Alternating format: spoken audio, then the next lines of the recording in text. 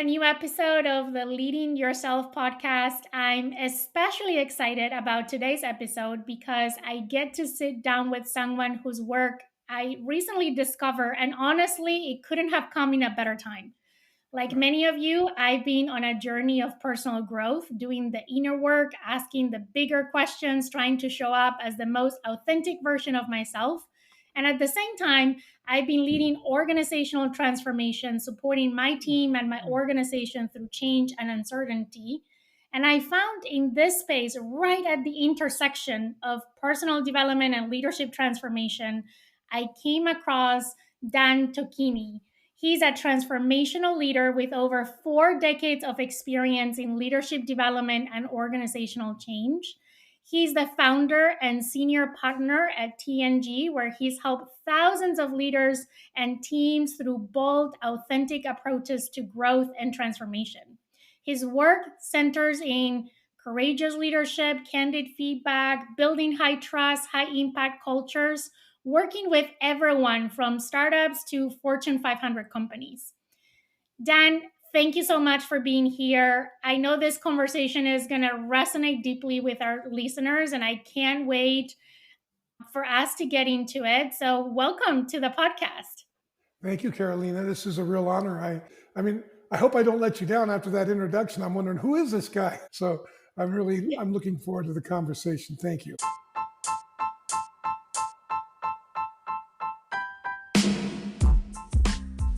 Welcome to the Leading Yourself podcast. This is your host, Carolina de Arriba. I'm an HR professional, coach, wife, mom, and above all things, a goal-getter. In this podcast, we're going to be digging into all things leadership, professional and career development, habits, and relationships. This is a podcast for those who want to become the best version of themselves, those who have big dreams and are willing to embrace the journey and put in the work to achieve them. My goal is to share with you the tools, tips, and tricks to help you in your journey. So let's dig into today's episode. Why don't we start from the beginning, and maybe you can just share a little bit what sparked your journey into this work of transformation. And we'll talk a little bit about this word, which is very specifically chosen, right? Because I think your work centers around transformation, not just change. But where did it all started? Well, and it started when I was a young kid. I grew up with a manic depressive schizophrenic mother, and I was the oldest in the family and ended up being the go-between. She had her first episode when I was about 12. And so I started to go between her and my dad and the psychiatrist because she's an extremely intelligent woman, my mother was. She died at 82. And she could fool the psychiatrist. And it was pretty amazing to watch. But at some point, she got to the point of catatonia where she was completely disassociated. And I became the go-between. I was able to work, kind of visit her, talk with her, and be with her in a way that she would talk. So that was a pretty traumatic time in my life, but a very valuable time. And after that, I was a pretty rebellious kid, went through an addiction to cocaine, and which destroyed my athletic career. But I was always a voracious reader, and I was always into transformation because I was of my mother, because of reaching to her. And so when it was time to be clean, which I've been clean now for 41 years, 42 years, but I just leaned back on what I read and started reading even more, got involved in the human potential movement, immediately wanted to start. I had businesses of my own. My grandfather opened up the first talking motion picture theater north of San Francisco. And so I was steeped in the movie business. So I opened up movie theaters as a young man, and then eventually sold them as tax shelter and cash flow investments to different investors, and then worked my way up into other businesses. I was in the shipping business where I was a ship broker, which means I would connect ships with cargoes, ship owners who had ships in different parts of the world with cargoes where their ships were or close to where their ships were, and ship it across the Atlantic into the Caribbean or down to South America, or from South America and North America up into Europe or Africa, that kind of thing. So I did that for a while. I had sports stores. I've had numerous different businesses. So I have a background in that and built a number of companies. And eventually, I also was involved with a human potential organization. We did about $50 million a year, and I became interim COO, regional manager, that kind of stuff, opening offices in different places. So I have a diverse background in business and the human potential movement, and always been a nerd. My background's in philosophy, particularly in phenomenology, which is the study of becoming, which is basically transformation. And you made a very interesting distinction. You made a distinction between change and transformation. Very few people do that. Transformation is a form of change, but it's a simple distinction. So think of it, I always like to describe it like a garden. If you have a garden outside, and let's say it's an English garden, and you change it to a Japanese garden, that's a change, but it's not a transformation. A transformation is you take the garden and maybe you turn it into a soccer field. And now you may use the same elements, but they have a different purpose. So when we talk about transformation, that's really what we're talking about. And as a young man, just even the things I did as an addict and I was dealing drugs at a certain point, all of those things were transformed in as I came out, and they serve my ability to listen to people and be able to tell what buying signs are and how to keep a transaction alive, or not end it if that's best. And I've looked back and the stuff I did with my mother, I use that working in very difficult situations, particularly conflict resolution, which is one of my specialties, and negotiating, that kind of thing, and mediating. So you start to see the things that at one time might have hurt you also can become allies and be very helpful in the future. Like I've done a lot of work. One of my hobbies is to give back to the community. I work with kids coming out of gangs. I've developed curriculum for them. Our curriculum is one of the most studied in the U.S. And I've given it to a number of different organizations out there. But I like to do that because I tell the kids, we're all criminal. Just some of us are more arrestable than others. And if you can get a hold of your mindset, your criminality can actually serve you to serve other people. It's just, what are you using it for? And that's a transformation. Wow. I was not familiar with your personal story, Dan, but wow, like you said it, right? How something that at one point is not your weakness, but the biggest challenge that you face, that you don't see that light at the end of the tunnel when you're in the middle of it, how looking back now becomes your strength to be able to serve others and help and add value and create an impact. It's just amazing. Yeah, it's like transformation is like turning an enemy into an ally. Like I've often had, as a young man, had problem with food. So when I got hungry, rather than having the hunger drive me to food, it caused me to ask questions about, why am I eating? Why do I want to eat? What is it I'm avoiding? If I'm not really hungry, what am I standing in front of this refrigerator for? Right. So my wife used to say, she said, you've turned defensiveness in. It's like I see you get defensive, then you catch yourself, and then you go, okay, what am I not hearing? Right. Mainly because I love my wife and I want to, we've been together for 50 years, married for 45, but she's been very helpful in helping me identify these enemies. And then by facing them, they actually transform into allies. When you're talking about transformation, that's really the work of transformation. I love that analogy. And your work, Dan, one of the most powerful and probably most uncomfortable ideas is that responsibility is not blame, it's power. Can you unpack what that means? Because when I heard this for the first time, I'm like, I was trying to peel that onion and I'm like, is this just semantics or what is behind this? And it was, I have to say, such a liberating concept and at the same time comforting, right? It flips the script on how we see our circumstances. And since we're talking about your background and where all this started and your circumstances and how you've been able to flip that and transform your enemies into your allies, this came to mind. Can you expand a little bit on this concept? Yeah, it's interesting. In the culture that we live, people hear responsibility as blame. So if you think about blame, shame, and credit, that's So when people hear responsibility, who are we going to blame? If I blame myself, that's shame. And who gets credit? Mhm. Whereas, and if you think about all that, that is all anchored in the past. The way you know that it's in place, the language sounds like, how can I have more, better, or different than what I already have? So that tells me already if I'm in that language, I'm not going to transform because responsibility is the pillar of transformation. What I'm going to do is either blame myself, shame. And if I do that, you think about how do I know if something's more, better, or different? I have to look to the Mhm. past to tell if it's more, better, and different, which means my past is now going to determine my future.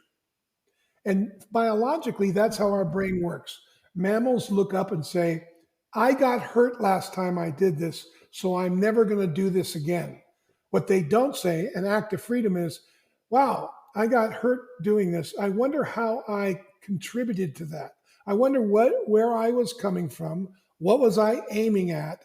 What was the agenda that I was really operating on that allowed me to get so far deep into this that I I hurt myself. I got hurt. This person took advantage of me. When did that first become evident? Why wasn't I willing to see that? What was I hoping to get out of it? What conversation was I unwilling to have to really test whether this was worth it or not? So responsibility is always anchored in the future, not the past. So this is what freedom is. Our brain is biologically thrown to find something wrong, bad, or broken with whatever we're doing, other people, or ourselves. That's what it naturally does. Is something wrong, Yeah. bad, or broken with it, them, or me, throws me into the past, and then I can go, well, at least it's a little better than that was, or it's a little better than that person, or I'm getting more of what I want, but I also am paying a big price for it. That conversation goes nowhere. But if I look at whatever I'm dealing with from the future will tell a different story. It doesn't mean I get rid of my past, but I don't let it, I can interrupt it and I don't let it decide for me what I'm going to do. I look up and I can say, what future, if I act on this now, what future is going to come? And if I feel myself blaming others, then I can ask myself, well, if I go in there and blame Carolina for this, what's going to come out of our relationship? How is she going to respond to it? If she's got something that she did, that's really up for her to find. I wonder what I have done that allowed the relationship get to the place where I'm now going to blame Carolina for what I illustrated from my own point of view. Now, if I get a hold of that, I'm much better when I sit down with Carolina and say, look, let me tell you, here's an issue, and here's an example of the issue, and this is what happens for me when this comes up, and then here's how I have contributed to this, and if we continue like this, I'm concerned this is the future we're going to see. Right now, if I get that straight before I talk to you, I'm much more grounded. I can hear everything you say. I can go off on tangents because I know I can come back to how I've contributed. And Mhm. if you hear how I've contributed, you're going to be much more open to look at your own contributions for you.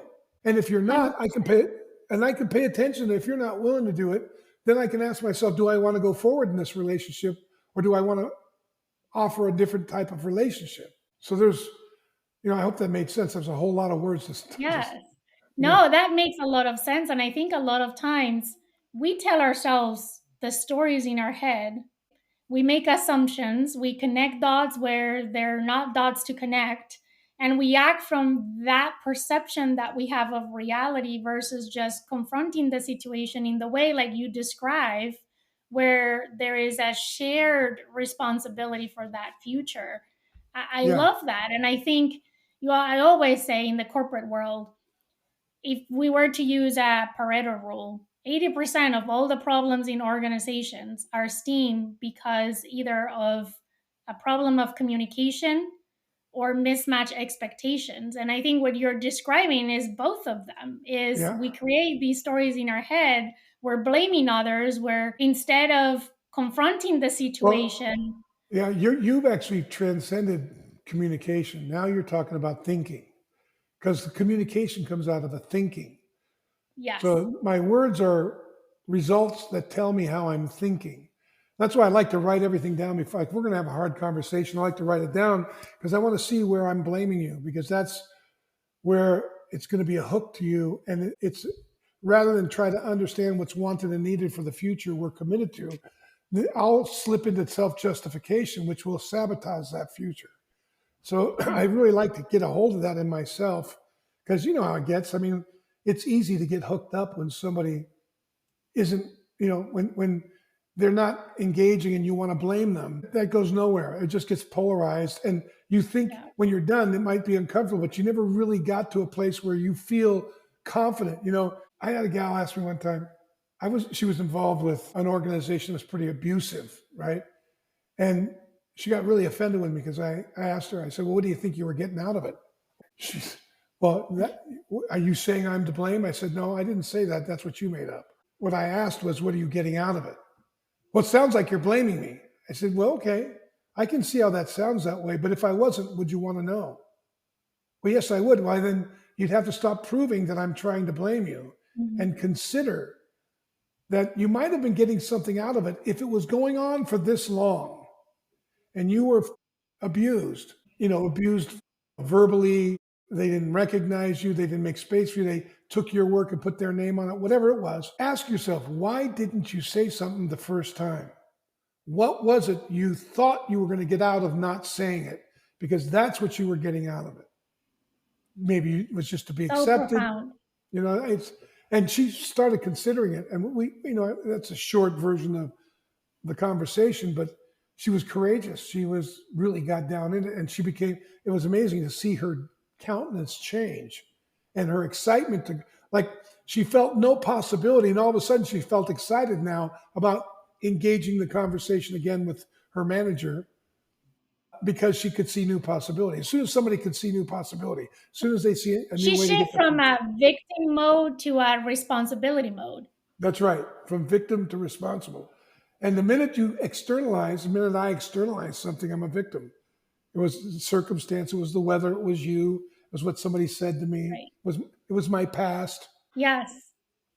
You can always make up a story where you're the victim of that story, right? And Yeah. I always like to say is I always want to be the hero of the story. And when you're the hero of the story, similar to where we started our conversation with the way you introduce yourself, the hero is not always winning.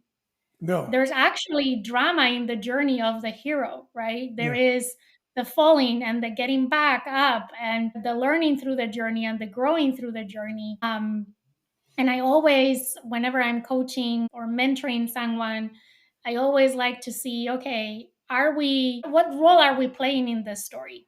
Right Are on. you the narrator of the story? Are you the hero? Are you the story? Are you Because the guide? depending what role you're playing, you're seeing Yeah. the story. It's a completely different story. Yeah, exactly. My wife, it's so funny you said that because I was thinking right when you came up with it, my wife said to me, she often would say, if you weren't the hero in the story, who might you be? I was like, you could feel it down deep. And it really does, like you said, the minute you look at another perspective, the whole story shifts. And there's other things that open up you didn't see from the hero's perspective. I mean, if I have a grand view of myself and you have feedback from me that contradicts that view, if I'm not willing to challenge that view, I'm going to get defensive because I'll think, well, you don't know me. You just know what you think of me. There's like you said, I can create a whole story where now I'm going to make you an enemy because you don't understand me.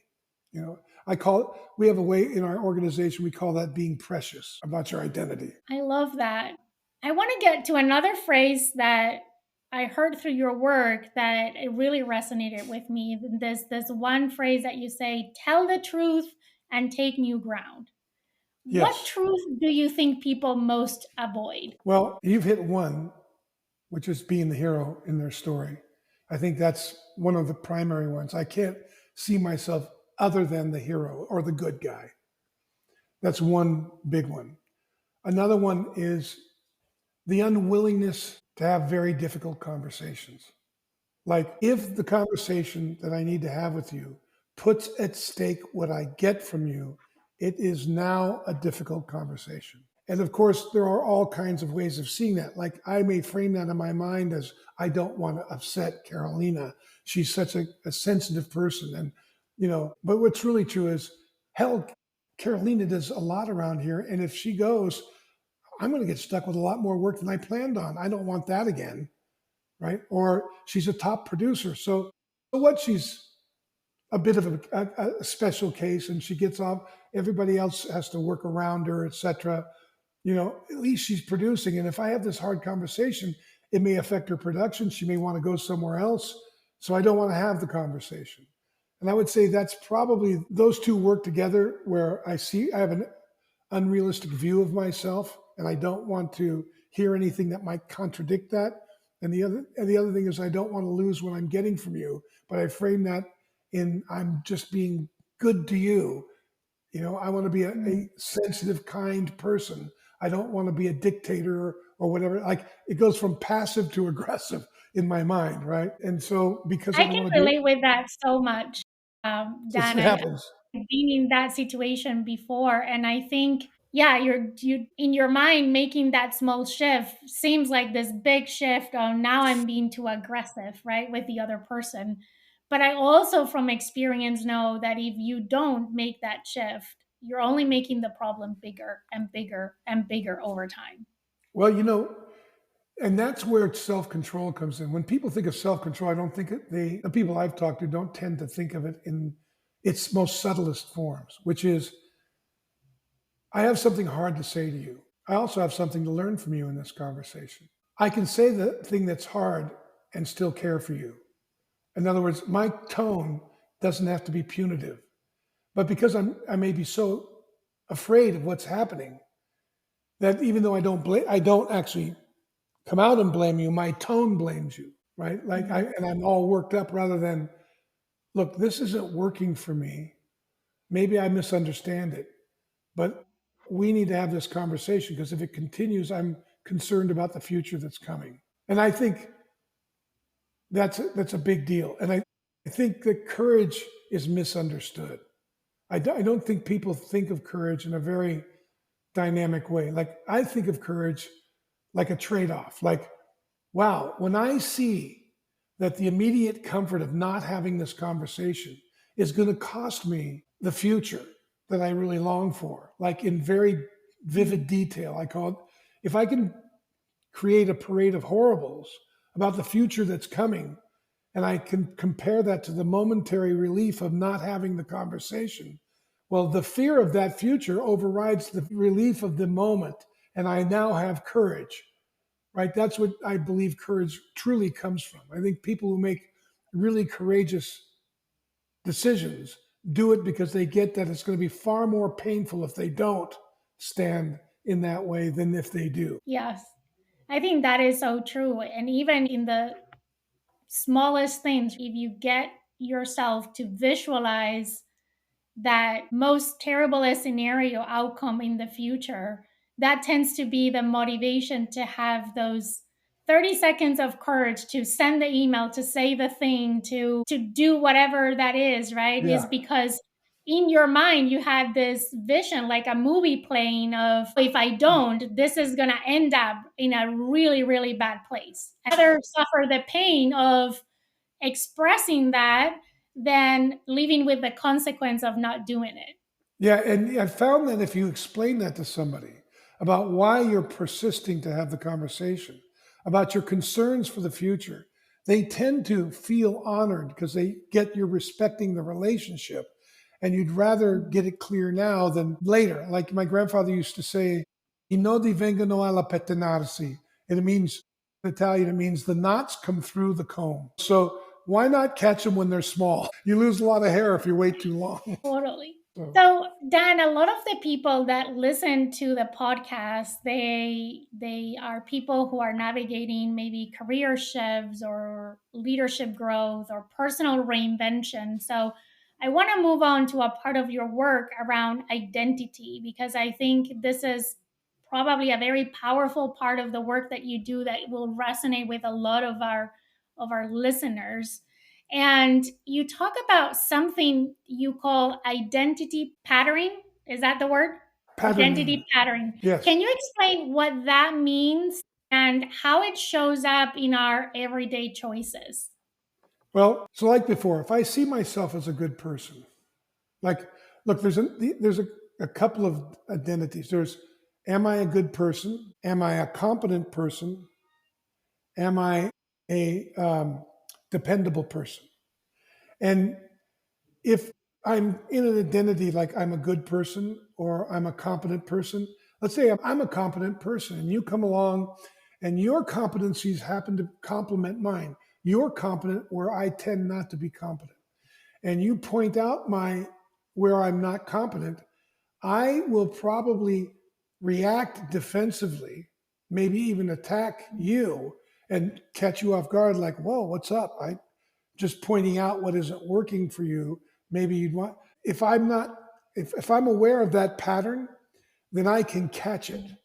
I can then use it like an ally to help me learn something up until that point that I've been unwilling to see, because somehow, if I look at it, I think I'm incompetent if I see it, or I think I'm a Mm. bad person.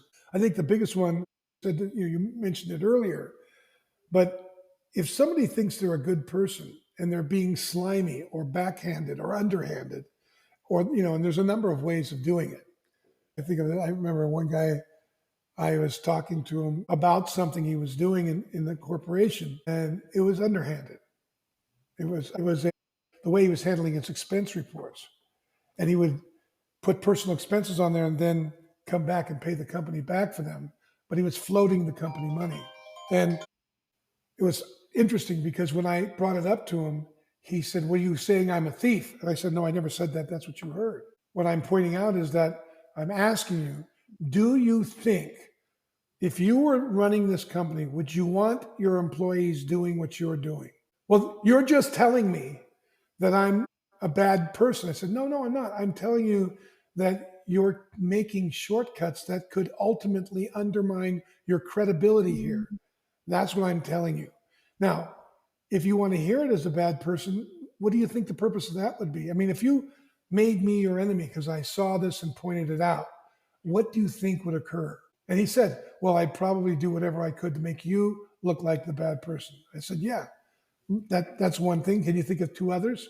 And he did. He came up with a couple of those. I said, I'm not saying any of those things. I'm just saying, look, will you stop it? And he said, yes, I will. And he never did it again. I mean, I would look at his reports coming in, and it never happened again.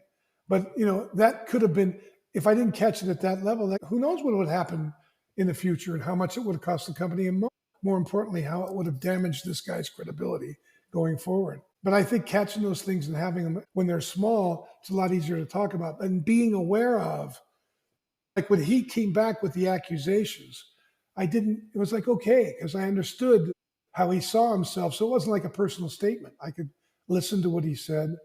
Whereas in my past as a young man, I remember a number of times really wrecking relationships by reacting to that, like becoming domineering or accusatory, which just polarized the relationship more. And then I would think it was the other person. And I had a good manager. I remember him saying, well, if you didn't react like that, how do you think the other person would react? And I said to him, oh, so you're blaming me?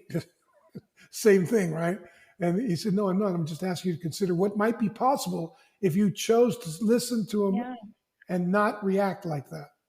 So, I mean, if there's a saying we have, it goes, if you can spot it, you got it. So if I'm aware of it in myself, it's a lot easier to be compassionate about it with you without acquiescing to it. I can still draw a line, but I don't have to do it with an iron fist. I can do it with, hey, Yeah. this is an invitation for us to connect at a new level. Yeah, that's why they say self awareness, at least that's what I say, and I believe self awareness is the foundation for any growth to happen. If you're not aware of these things, it's very difficult for you to change. And what I'm hearing in what you're saying is that sometimes maybe we even confuse our patterns with our identity.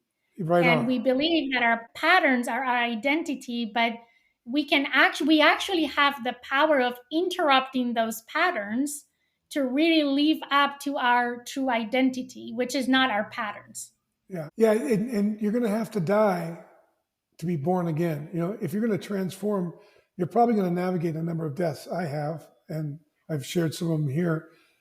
But if you're not willing to, like, you're going to come out the other end if you can just let yourself live. Like that conversation, there's something wrong, bad, or broken.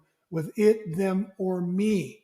If there's something wrong with me or bad or broken about me, that's an identity conversation.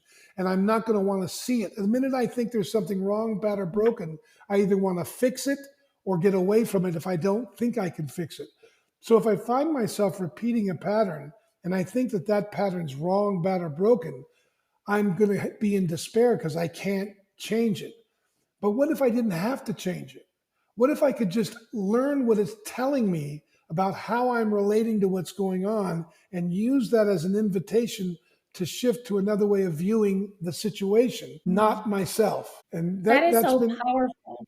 yeah, it helps. So Dan, It's how helped can me. someone catch themselves in that situation? Because as you mentioned, right, we tend to react a lot of times emotionally over some of these things, right? And we get into defensive mode in a sense.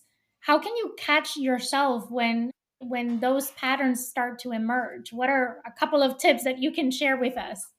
Well, I do a whole training, 4-day training called the Revenant process. That's steeped in it's an intensive, and I mean intensive, and around these very issues, basically self leadership. Because if you can't lead yourself, you can't lead others well, and you won't have breakthrough results.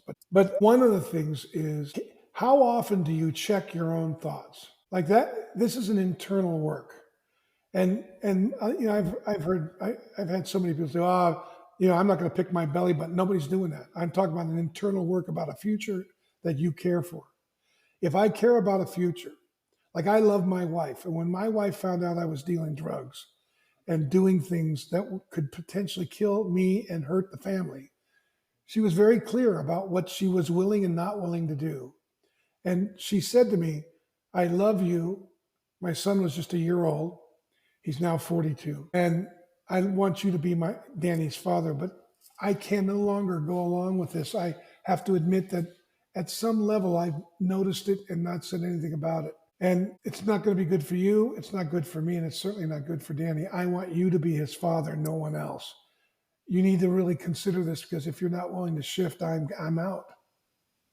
And having something you care about more than your comfort is the key to transforming. And, you know, that's not easy, because people use cynicism to divest themselves from the possibility of being betrayed. So if I'm not willing to be betrayed, then I can never have the future I long for.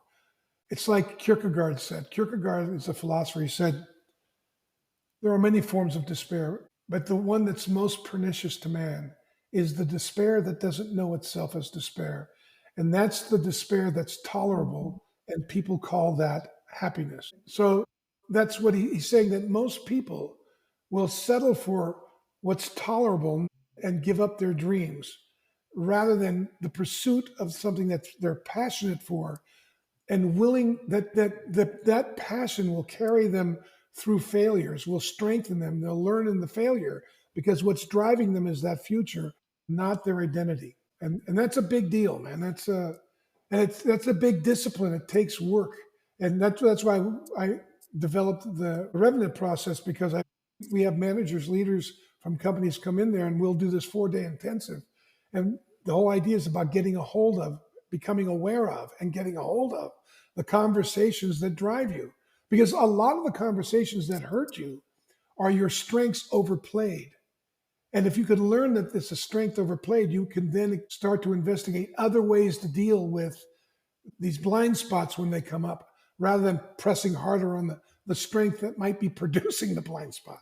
That is so true. I think a lot of times we see things in terms of strengths and weaknesses, and we always say you need to capitalize on your strengths and improve your weaknesses, right? But when you overplay your strengths, it can be as harmful or more than when you're playing your weaknesses. And I've seen that, I experienced that in my personal life where I've been given feedback and I'm like, but that's actually a strength. And they're saying is a weakness. And it's not that it's a weakness, it's a strength that I've overplayed to a point that it has become my own weakness. Yeah, you probably avoided the context because it was calling on something you may be insecure about, something like that.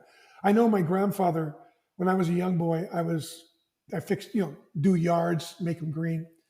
And my grandfather hired me to do his yard because he's old and it's bad. I mean, he used to crucify the gophers and put them over the hole. I go, what do you do that for, Pop? He says, they have families. They go away. They do. I go, Pop, that's not how it works. So he hired me to clean his yard, make it green. So I worked every day. I fertilized the lawn every day. I worked really hard. And then after 3 weeks, I killed most of the yard. So I came in to get paid. And he slapped me. He gave me a slap in the head, like on the back of the head, like, what do you want? I'm not paying you. And I got really upset and I just bolted. I ran home, told my father. My father called my grandfather, talked to him a little bit, and he came in. He gave me a swat in the back of the head. And he goes, what's wrong with you? I go, what? And I got really upset and I started packing my bag, really dramatic. And my father says, what are you going to do? Where are you going to go? I mean, what are you doing? I go, well, why'd you slap me? Well, you and Papa are crazy. He goes, no, we're not crazy. You're crazy. I go, well, how am I crazy? He said, Papa hired you to make the lawn green, not to work hard. You are a hard worker. That's your strength. But you weren't hired for that. You were hired to make the grass green. He doesn't care how much you work as long as the grass is green. And I'm telling you, I'll never forget. I mean, I just have That's to a make life lesson right there. it was one of the best of my, I mean, I stuck with it, so it stuck with me. And I'm sure it is a story you now leverage in all of your trainings and interventions because it's those simple things in life that taught us the biggest life Oh, lessons. well, it certainly has helped me multiple times. And yeah, I got quite a few stories like that. Hey friend, quick pause because I've got something really exciting to share with you. Thrive is back. That's right. Thrive 2025 is happening this September 8th through the 12th, and you're officially invited. If you've been craving to boost your clarity, confidence, and energy to finish the year strong, this is your moment.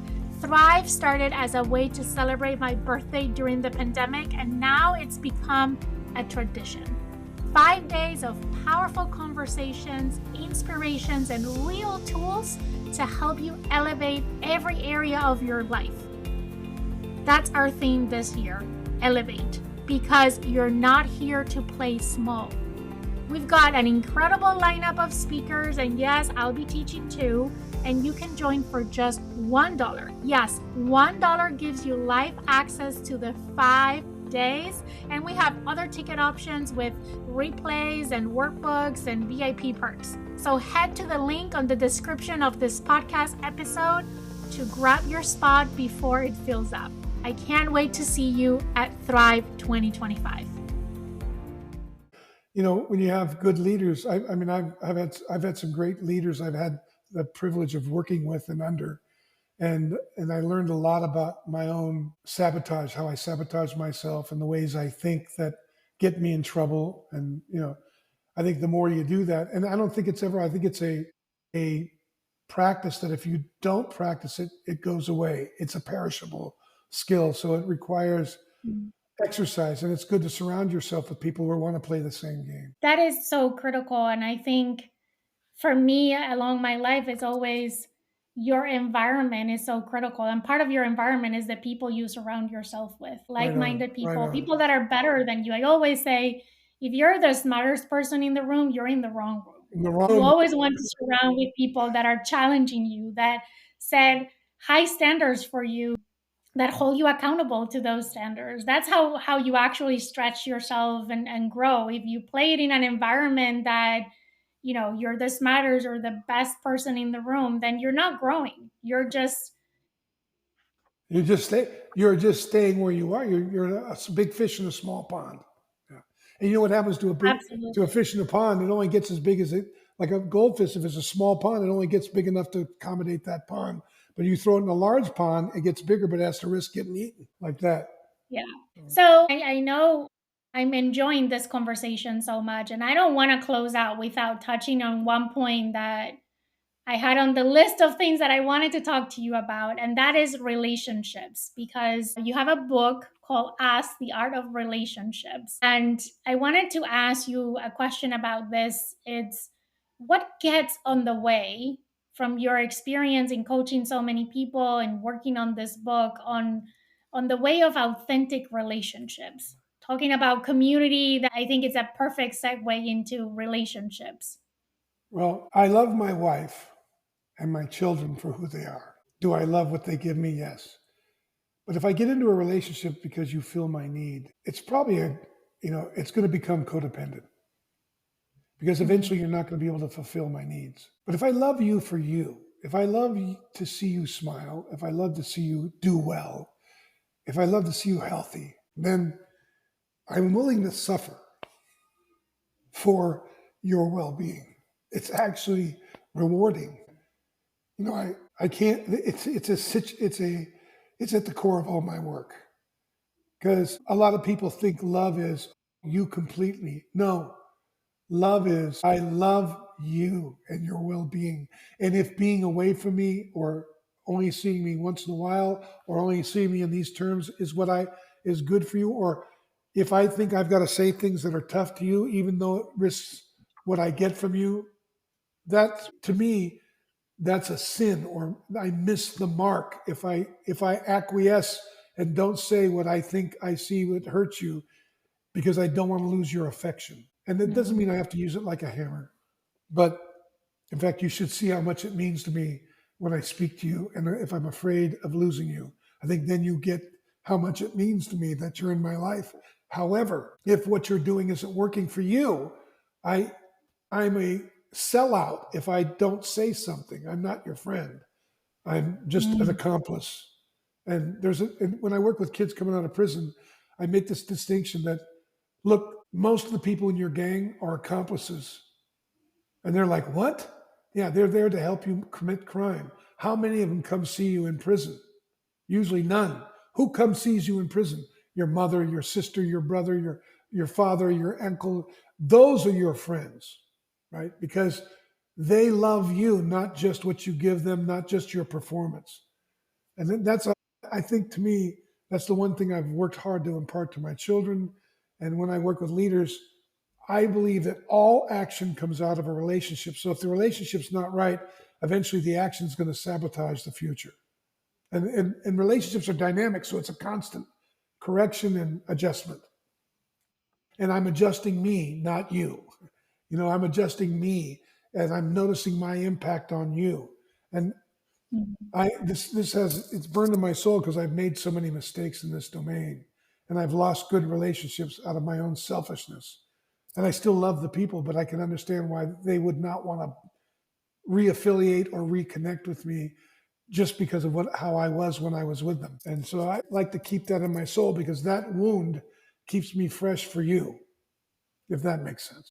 Sense. And I think, you know, whenever we get to the end of our lives and we look back in our lives, we're not going to remember the KPIs we accomplished. We're not going to remember all the accolades and the paychecks and the titles and all of that. But we are going to remember the people that played an important role in our lives and those key relationships in our lives. At least that's what I think. And I Yeah. firmly believe. And I think when we look at relationships, sometimes it's easier to see it personally when you talk about your family, your partner, your kids, your spouse, but even at work, Oh, right? work. We're here to accomplish something, but in order to accomplish that, we need to rely on those relationships and build and nourish those relationships.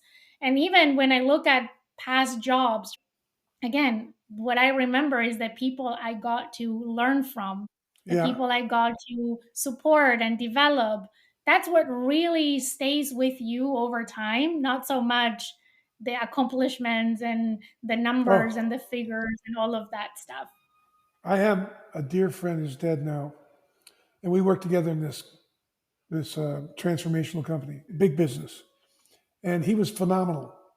Phenomenal guy, great at sales and enrollment. I worked with him.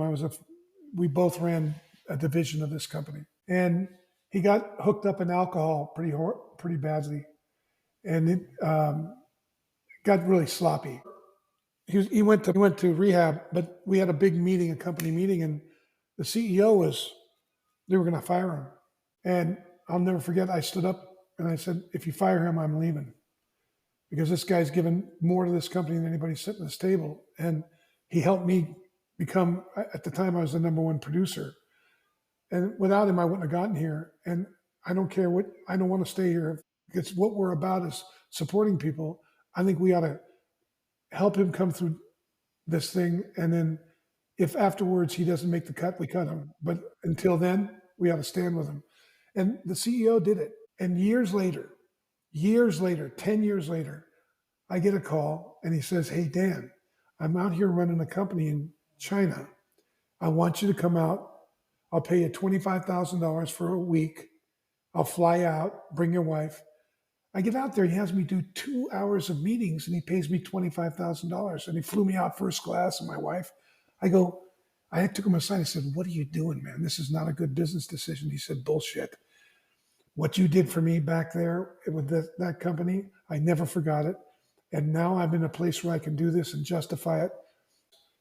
And it was one of the best times I ever had. He kept complaining about a headache. He died 6 months later. He had brain cancer. He didn't know it. And I took him to the last movie he went to and worked with him. He didn't want to see his son because he was paralyzed. And I convinced him that his son needed to see how he was handling it. It'd be good. And he would see it. He saw his son. I mean, it just became a deep thing. And he's a guy I'll never forget. And, were we family? No, but we worked every day together for many years. And we spent, 50, 60% of our time in our life together. That's how I want to remember people, right? Yeah. So those are, and he stood up for me too, as well afterward. I mean, just if you develop those kinds of relationships, in many ways you're bulletproof, even if you have to go through a down period. But I just don't want to, I don't want to die looking up and saying regret. I have only 2 or 3 regrets, and I never want to have more than that. So thank you for sharing such a personal story, Dan. I enjoy this conversation so much. I think I'm gonna be sitting on it for a while. Your work is such a powerful reminder that real growth isn't about surface level change, is about being brutally honest and interrupting those patterns we were talking about, and choosing to lead ourselves and others with clarity, with responsibility. It's been such a great conversation. Before we wrap up today's conversation, where can people connect with you, with your work, learn more about what you do? takenewground.com. And when you get on the site, you can look, if you scroll down, there's a free book. I have an ebook called The Change Imperative. That's free. Please come get it. It's 90 pages. It's online. We do public trainings for our clients to send their executives.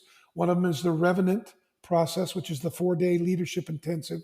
And then the other one is called the Intrepid, the Academy for Effective Leadership. That's a 60-day program, 3 weekends, work in between. There's a coaching element to it. We teach people our framework so they can utilize it to catalyze change. And those are the 2 offerings we have that are public. And other than that, we have a podcast it's on Apple and Spotify.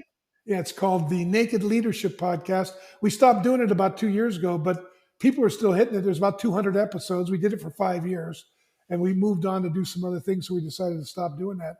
But it's evergreen. It's not dated stuff, so you'll be able to hear my partners and myself talk about issues we're going through in real time. Well, for anyone listening today who felt called out or maybe inspired or maybe both, I want to say good. That was the intent of today's conversation. That was the point. Growth is uncomfortable, but it's also liberating. And I hope that today's conversation give everyone something to reflect on, to feel challenged, to take action on. That's always the intent with the episodes, to inspire you to take action, to lead yourself so you can also lead others. As always, if this episode resonated with you, please share it with someone that you care about, and make sure that you connect with Dan. Thank you so much, Dan. It's been such an honor to have you on the podcast. I really have enjoyed this conversation.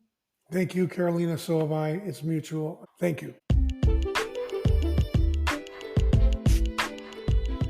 Okay, my friend, that's all I've got for you today.